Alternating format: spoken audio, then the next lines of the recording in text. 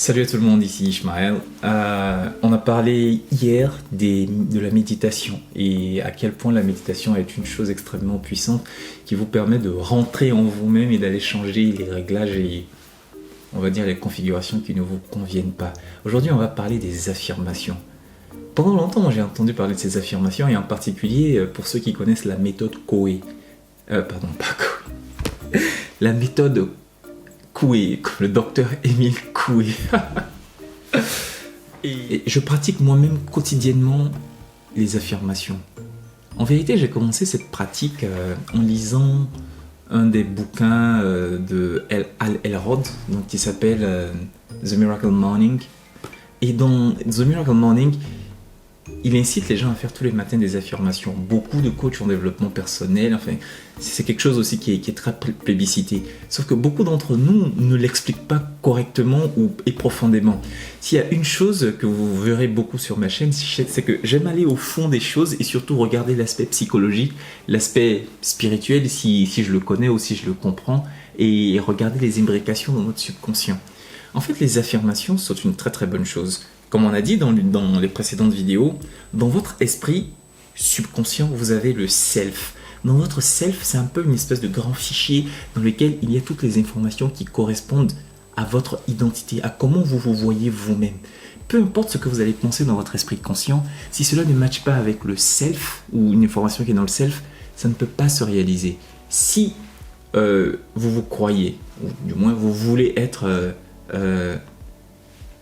vous voulez arrêter de fumer, alors que dans votre self, ça fait déjà des années que vous fumez, donc vous vous identifiez comme étant un fumeur. Si vous ne changez pas dans votre self la ligne qui dit « je suis fumeur » par « je suis non-fumeur » ou « j'ai une hygiène de vie très saine », quelque chose dans le genre, hein, gardez l'ordre de grandeur, en fait, vous n'allez pas pouvoir arrêter de fumer. Pourquoi ? Parce que vouloir arrêter de fumer, c'est la volonté. Et la volonté, elle vient de l'esprit conscient. L'esprit conscient ne gagne jamais face à l'esprit subconscient. C'est pas, lui contrôle 5% de votre corps, lui il en contrôle 95%. Et donc, dans les affirmations, qu'est-ce qui se passe ? En fait, les affirmations ont pour but de venir rectifier une ligne qui est dans votre self, ou de venir rectifier et changer un paradigme. Je vais expliquer plus en détail cette chose. Si vous vous dites une affirmation très simple, du genre « je suis en santé parfaite » ou du genre « je suis chanceux et je suis béni ». Si à un moment de votre vie, vous avez reçu une information du genre « vous êtes quelqu'un de poisseux » ou vous avez une chance un peu difficile, vous voyez ce genre de choses, et que vous l'aviez accepté, il faut simplement remplacer cette ligne de vérité par la nouvelle vérité que vous voulez, notamment « je suis chanceux, je suis béni ». Et ça, chaque fois que vous répétez « je suis chanceux, je suis béni, je suis chanceux, je suis béni », en fait, vous allez voir que des réactions vont commencer à se manifester. Parce que la ligne de vérité qui est à l'intérieur de votre subconscient, elle dit l'inverse. Elle dit « je ne suis pas ça ». Et ici, là, l'esprit conscient lui dit « je suis ça ». Donc automatiquement, il y a une espèce de conflit entre ces deux vérités. Avec ces deux vérités, il faut que l'un gagne.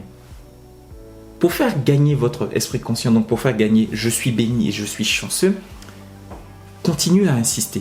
Plus vous insistez, plus votre subconscient va se manifester. C'est-à-dire que le changement de l'information ne lui convient pas. Et donc, il va sortir cette vérité-là.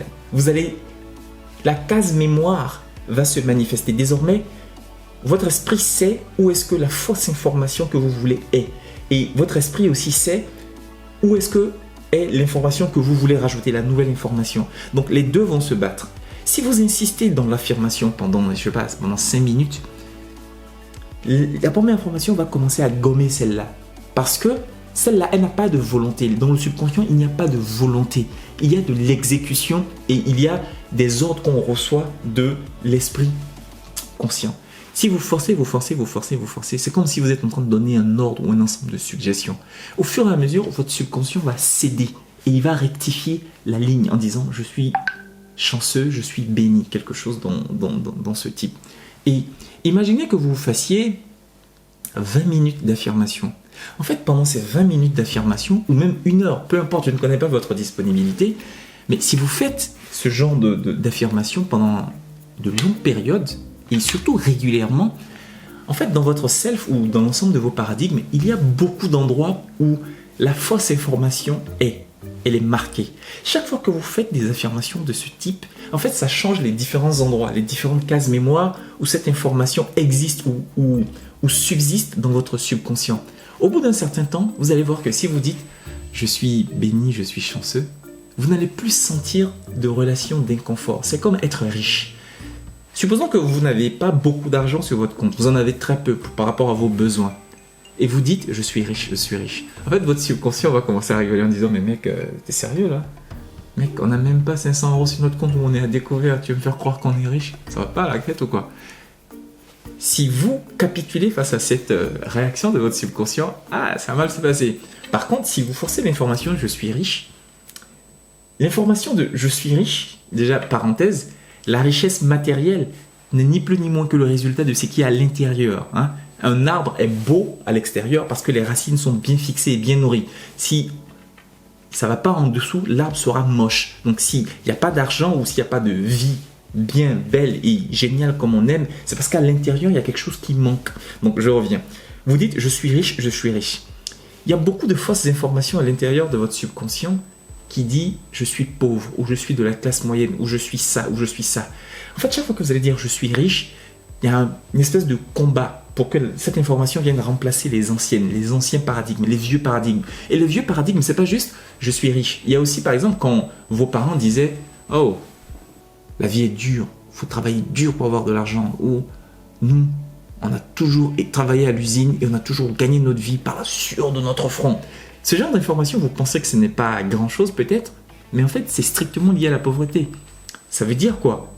Vous n'allez jamais gagner de l'argent sans travailler, sans suer, sans souffrir? Non, ce n'est pas la souffrance qui rend riche. Si c'était le cas, regardez les femmes qui travaillent en Afrique, en Asie, qui vont puiser de l'eau à 2 km ou à 3 km, qui portent des enfants du bois pour avoir juste de quoi cuisiner.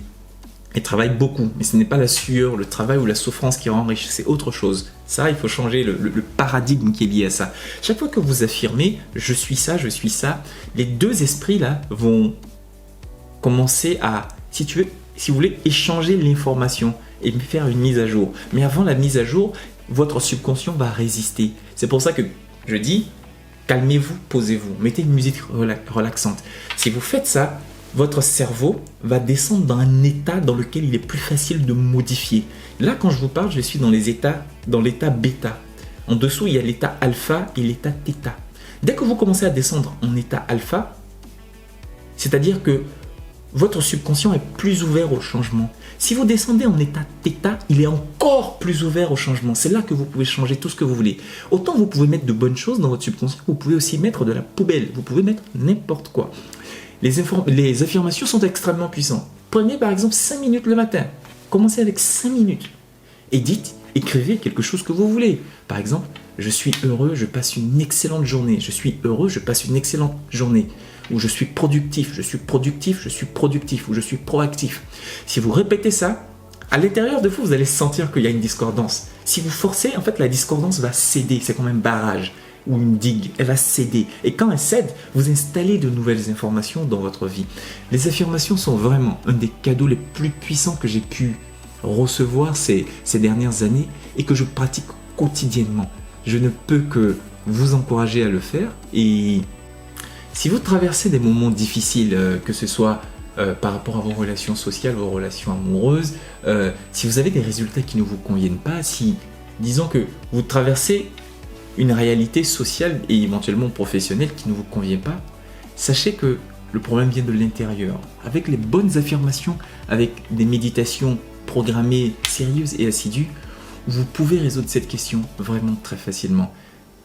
Je mets un lien en dessous et vous pouvez prendre avec moi un rendez-vous pour un coaching, pour un appel téléphonique complètement gratuit. Je serais vraiment ravi de discuter avec vous et de vous apporter un peu de valeur, un peu de solutions et un peu de conseils sur cette chose. Et si vous avez aimé cette vidéo, mettez-moi un petit pouce like, un petit pouce bleu en dessous et n'hésitez pas à me mettre un commentaire. Je serais content de lire votre réalité et votre avis sur ce travail, mais aussi sur le sujet. D'ici la prochaine vidéo, portez-vous bien. Ciao.